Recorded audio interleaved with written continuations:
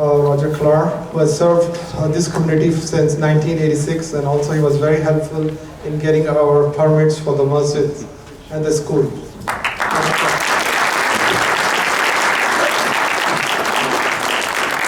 I too am very proud to be here today. Back in the late 80s, got acquainted with the members of the Pakistani community, Muslim community, and they came to me about the question of possibly putting a mosque on Furnish Road. We welcomed that opportunity. We worked very closely with the community to make sure that mosque was built, make sure it had adequate parking. We gave easements and some allowances, some variances to make sure that happened, and it happened without any hassle, any problem whatsoever. For I had watched other communities where there was pickets and protests and so forth. You don't find that in Bolingbrook, because Bolingbrook is a very welcome and open and inclusive community.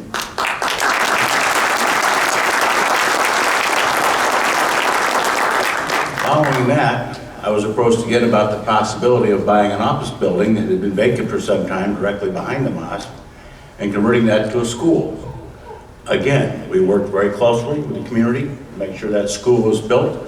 Again, we gave some variance for parking and build out so it was affordable and it could be worked into to meet all the issues that were necessary to be met. And that opened. Then along came a young man named Mir Ali, who said, you know what, our community needs cricket fields. Okay, never been asked that question before. So we sat down and talked. I found an empty parcel of land in Bolingbrook, talked to the Park District, Jerry Hicks and the Park District's here. Talked to the Park District, they said, sure, that can work, let's do it. So the cricket field was there, but Mir's not, oh, he's relentless. Mir wanted a bigger cricket field. So they then moved it out west near the elementary school. Well, that was okay, except there's a retention by the elementary school, and every time somebody had a good hit, the ball went in the pond, so that wasn't working. So Mir, again, being relentless, we found one in Indian Mountain Park, north of Bowden Road, put up a nice cricket field. Then he wanted lights. It's got lights. Then he wanted a scoreboard. Now he's got a scoreboard. Now he wants a pitching mound. Now let's know, a pitching mound costs about 20 grand. I just thought it was a pile of dirt in the middle of the field. No, not for cricket. And he will get his pitching mound. Thank you.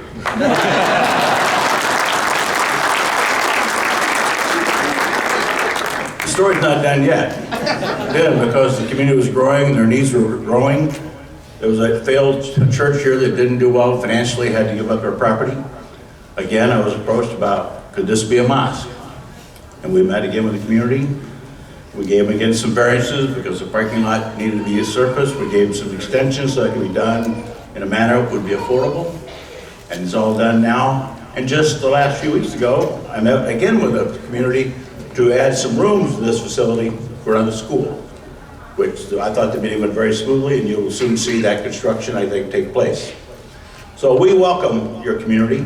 I want to quickly mention we have Deputy Mayor Leroy Brown here with us today. We have Village Trustee Rick Morales, Trustee Sheldon Watts, Trustee Mike Lawler, Township Supervisor Bill Mayer, and Township Trustee Dennis Roger, and Ruth Knowles of Fountaindale Library District. Oh, Maria Zarate, Trustee, and Carol Pinning, our village clerk. They're all here today to, again, support your activities, support your schools, your mosques, and you always know where to find us. And anytime we can help, we're welcome to help you.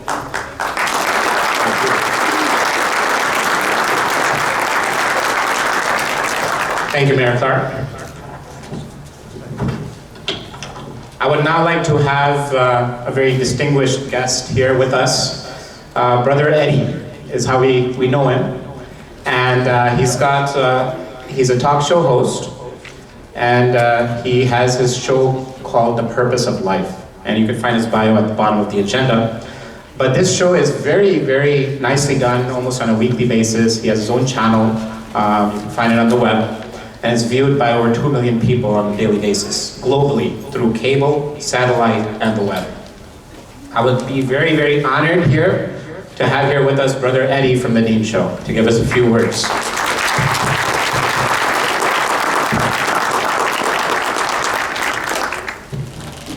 Greetings of peace. Assalamu alaikum. That's a greeting of all the messengers of God, including Jesus, who's beloved to our hearts. I started the Dean Show, and remember, Dean, D-E-E-N, put show after it, the in front of it, the Dean Show. We can still stay in touch and stay connected, because I'm very elated that you guys have come to visit the Muslims. I keep saying this on my show. Visit us, talk to us, connect with us. You know that Times Magazine published an article, I believe it was in 1979, April 16th, talking about the fact that over 60, in a span of over 100 years, 60,000 plus books, information was written against Islam. And today, the Islamophobia industry, people getting paid throwing dirt on Islam, is a $250 million industry to divide us, to separate us, to create confusion. So we got a lot of work to do, and I'm doing my small part. I teach martial arts for a living. I train a lot of law enforcement. I was one of the first American reps for the Gracie family. It's a big family, one part of the family. Any of you guys heard of the Ultimate Fighting Championships? Yeah? All right. So I have some fun rolling around, doing great things, but this is where my heart is, the passion that I have, because Martin Luther King, he says something great. He said the greatest danger to humanity is sincere ignorance and conscientious stupidity. So there are a lot of great people out there, but they're getting the wrong information. And that information, that fear-mongering, is creating that hate, because it's the fear of the unknown. And thank God that you guys are here. We're going to spend some time answering some of your questions. Ask any and all. Don't be shy. Get the elephant out of the room. My partner, Dr. Sabeel, is going to give a great presentation. And then again, Dean in the middle, show after it, the in front of it, the Dean Show. Connect with me there. I got a new show if you don't catch us on the satellite channels on YouTube. Every week, we got over 500 episodes, and you can email me, and we can stay in touch, stay connected, so we can clear some of those misconceptions, those things that have been thrown out there that have made that trepidation in the hearts of many individuals. And this can foster some unity. We can build many of these bridges and work together on a common good. Thank you very much.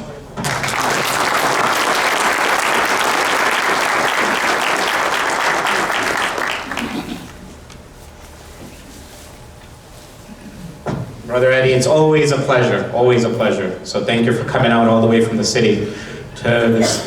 And he was also very instrumental when we were trying to buy this and we were raising funds for it. So Brother Eddie's help. Huge round of applause.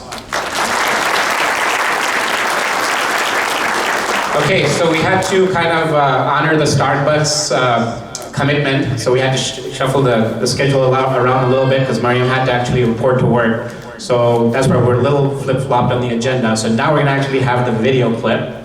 And we talked a little bit about what the direction that we actually pray in and how it goes back to Prophet Abraham and Prophet Ismail and how all of us are able to relate to that. And Islam being also called the Abrahamic faith, that also encompasses all of the prophets from Prophet Adam all the way to the final messenger, which we'll talk more about. So with that, we will actually play the clip and here in just a minute. And that will actually tie into the presentation that you heard from Mariam Khadri. So, yes, we'll get some of the lights to be turned off.